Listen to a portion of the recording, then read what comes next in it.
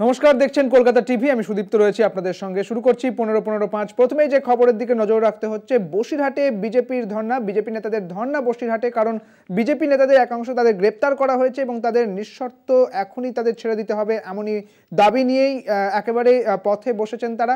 ধর্ণা দিচ্ছেন বিজেপি নেতারা। আমাদের সঙ্গে রয়েছেন আমাদের প্রতিনিধি সঞ্জিত চক্রবর্তী রয়েছেন আমাদের সঙ্গে। সঞ্জিত, এই মুহূর্তে ওখানকার কি পরিস্থিতি রয়েছে, তাদের মূলত দাবি কি রয়েছে? দেখো, প্রায় 5 ঘন্টা অতিক্রম করতে চলেছে এই ধর্ণা, বিশেষ করে অবস্থান বিক্ষোভ। আজকে বসিরহাটের এসপি অফিস ঘেরাও কর্মসূচি ছিল সুকান্ত মজুমদার, ফাল্গুনী পাত্রদের। সেই অবস্থানের মধ্যে রীতিমতো দুর্নুময় কাণ্ড হয়। বিশেষ করে পুলিশ এবং বিজেপি কর্মীদের মধ্যে খণ্ডযুদ্ধ বেরিয়ে যায়। একে অপরের উপরে প্রচুর পরিমাণে ইট বৃষ্টি হয় এবং রণক্ষেত্র হয়। এতটাই হয়ে পুলিশ বাধ্য হয়ে লাঠি চালাতে হয়। ইতিমধ্যে বেশ কয়েকজন জখম হয়েছে বিজেপি কর্মীরা, পাশাপাশি পুলিশও আক্রান্ত হয়েছে।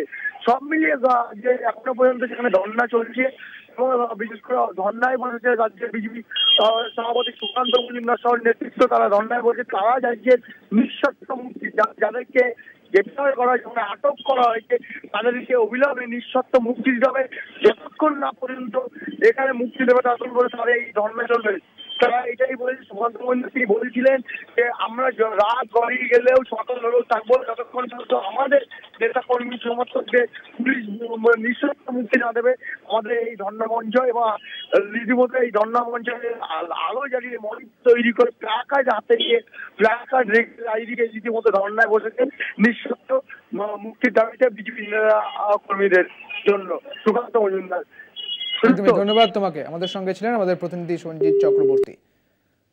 আপনাদের জানিয়ে রাখি, বিজেপি নেতাদের গ্রেপ্তার করার জন্য এই ধর্ণা। মূলত বসিরহাটের এসপি অফিসের সামনে এই ধর্ণা। বিজেপি নেতাদের গ্রেপ্তার করার জন্য এই ধর্ণায় বসেছেন বিজেপি নেতারা। নেতৃত্ব দিচ্ছেন সুকান্ত মজুমদার। সেই ছবি আপনারা দেখতে পাচ্ছেন। প্রথম খবর কলকাতা টিভির পর্দায়।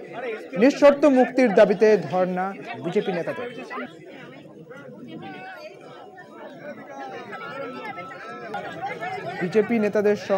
বিজেপি নেতাদের এই ধর্নায় মূলত বিজেপি কর্মীদের সঙ্গে পুলিশের ধস্তাধস্তি পরিস্থিতি তৈরি হয়। ইট পাথর ছোড়ে বিজেপি কর্মীরা এবং মূলত এই সমস্ত কিছুর ভিত্তিতে কয়েকজন বিজেপি নেতাকে গ্রেপ্তারও করা হয় এবং তারপরে নিঃশর্ত মুক্তির দাবি নিয়ে ধর্না বসে বিজেপি নেতারা। এবং এই মুহূর্তে সেই ছবি আপনাদের দেখাচ্ছি।